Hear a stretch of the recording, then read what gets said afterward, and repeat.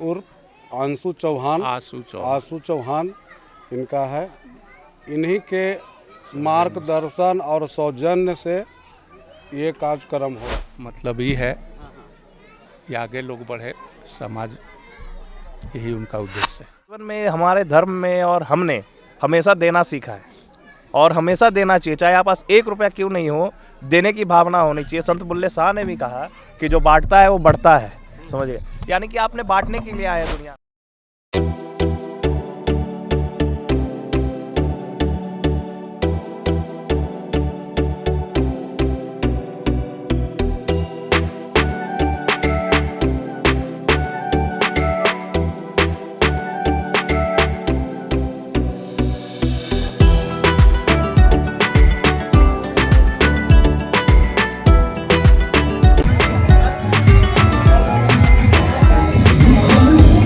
नमस्कार, मैं शंभू कुमार। मैं भी फतुहा विधानसभा के अंडारी गांव में हूं और यहां पर परंपरा के अनुसार यहां पर एक मंदिर है और आज जो है खरमास के ख़त्म हो रहा है और 14 जनवरी को जो मकर संक्रांति हो, मकर संक्रांति के शुभ अवसर पर यहां पर लोगों के द्वारा यहां पर जो मुख्य, ये देखिए आपको दिखा रहे तस्वीर, एक आंसू चौहान जी हैं, राजन भैया उर्फ आंसू चौहान जी, जो ये व्यवस्थापक है। इनके गाइडलाइंस में, इनके व्यवस्थापक में यहाँ पर गरीब लोगों को भी खाना खिलाया जाता है और जितने भी पंचायत के लोग हैं उन लोगों को यहाँ पर मकर संक्रांति पर दही चूड़ा और जो तिलवा सब्जी जो है खिलाया जाता है। और लोगों का सुनिए क्या कह रहे हैं मकर संक्रांति के। ये गांव का नाम अंडारी है, जैतिया पंचायत में ये पड़ता है। पटना साहिब का ही क्षेत्र है। लोकसभा ही पटना पड़ गया, विधानसभा फतुहा हो गया।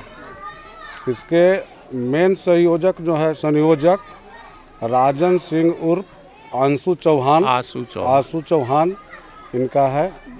इन्हीं के मार्गदर्शन और सौजन्य से ये कार्यक्रम हो रहा है और ये लंबे समय से चल रहा है। कुछ धीरे धीरे हम लोग जो है आगे बढ़ रहे हैं और प्रयास ये है कि इसको जो है बढ़ाते चलेंगे। जी जी जी। अच्छा, कब से, कितना दिन से आप लोग ये लोगों को खिलाते हैं मंदिर परिसर में? करीब 2 साल से। 2 साल से। जी जी। कितने लोग को आज यहाँ पे व्यवस्था की गई है? 1000 लोग का व्यवस्था है, ज़्यादा हो सकता है। पूरे पंचायत और अगल बगल के भी लोग जो हैं ये सब लोग आएंगे। 5 पंचायत का इसमें इनवाइट किया हुआ है। आप लोग जो खिलाते हैं उसके पीछे का उद्देश्य क्या है? बस सामाजिक कार्य करता है, भाईचारा, सहमति, एक दूसरा से भाईचारा बना हुआ रहे, एक जगह लोग एक दूसरे से जुड़े रहें, ऐसा हम लोग का मनोपोली है। राजन बाबू का मतलब ये है कि आगे लोग बढ़े, समाज, यही उनका उद्देश्य है। किसी को खिलाने में आप गाय को खाना खिला रहे थे, मेरा जहाँ तक मानना है, और मैं बात करूँगा सनातन की और धर्म की बात करूँगा, तो मुझे लगता है खिलाना सबसे बड़ा पुण्य का काम है। क्योंकि लोग आज के दौर में खिलाना कोई भी नहीं चाहता, सब खाना चाहता है। और कोई खिलाने वाला अगर इस दुनिया में है तो उसका सम्मान करना चाहिए। मेरे बड़े भाई हुए राजन चौहान उर्फ आंसू चौहान और मैं उनका छोटा भाई हूँ, घर का सबसे छोटा लड़का हूँ। क्या नाम है? मेरा नाम ज्योतिरादित्य नारायण सिंह है। हमारा यही मानना रहा है कि जीवन में हमारे धर्म में और हमने हमेशा देना सीखा है और हमेशा देना चाहिए, चाहे आप पास 1 रुपया क्यों नहीं हो, देने की भावना होनी चाहिए। संत बुल्ले शाह ने भी कहा कि जो बांटता है वो बढ़ता है, समझिए, यानी कि आपने बांटने के लिए आया दुनिया में। आप इस पृथ्वी पे जन्म कर्म हुआ तो आपको बांटने के लिए आया। यहाँ गाँव में खिला रहे हैं, कुछ लोग ऐसे भी हैं जिनके पास शहरों में खिला रहे हैं, कोई सजीव को खिला रहे हैं। ये नहीं कि मनुष्य को ही दीजिए, सबको दीजिए, तो बहुत अच्छी काम है। सनातन की बात आपने की जी, आज हिंदू राष्ट्र की बात हो रही है, जी, उस पर भी चर्चा कर लेते हैं। हिंदू राष्ट्र होना चाहिए भारत को या नहीं होना चाहिए? देखिए, पहले सुन लीजिएगा, 57 मुस्लिम कंट्री है, बाद बाकी क्रिश्चियन कंट्री है। एक नेपाल हिंदू राष्ट्र था जिसमें अब घुसपैठिए घुस चुके हैं, वहाँ हिंदू भगाओ के नारे लग रहे हैं। तो आप नवयुवक हैं, सनातन की बात आप छेड़े, तो आप ये बताइए कि भारत को हिंदू राष्ट्र होना चाहिए या नहीं होना चाहिए? देखिए, मैं सब धर्मों का सम्मान करता हूँ और बहुत ज़रूरी भी है सम्मान करना, क्योंकि मानवता कहती है हमारी कि हमें सम्मान करना चाहिए। और बात रही हिंदू धर्म देश की, तो मुझे लगता है हम सनातन के मतलब बिल्कुल एकदम साथ में कदम मिलाने वाले। हमारा धर्म यही सिखाता है कि जहाँ कदम रख दिए वहाँ डटे रहो और हम इसी का सम्मान करेंगे और इसी को बढ़ावा देंगे। हिंदुत्व का मतलब ये नहीं होता कि सिर्फ हिंदू धर्म, हिंदुत्व का मतलब ये हुआ जो सब पे करुणा करे, दया करे, जब कोई बात हो उस यानी अधर्म हो वहाँ धर्म का स्थापना करे, इसको कहते हैं हिंदू धर्म। तो हम तो इसमें हमेशा हित में रहेंगे। हिंदू धर्म हमारा है, क्योंकि हमारी पैदाइश ही ऐसी जगह हुई है। हिंदुस्तान में रह के तो हिंदू का ही गुण गाएंगे जी। और धर्म से हम क्षत्रिय हुए। धर्म से अब क्षत्रिय मतलब बांग्लादेश में लगातार हिंदुओं को खत्म किया जा रहा है, ठीक है, नारेबाजी भी लग रही है जी। कोई भी आदमी खुल के क्यों नहीं बोलता है जब हिंदू पे जुल्म होता है? तो कोई आदमी खुल के नहीं बोलता है, बोलने वाले तो बोलते हैं, है कि नहीं? जो नहीं बोलने वाले होते हैं वो नहीं बोलते होंगे।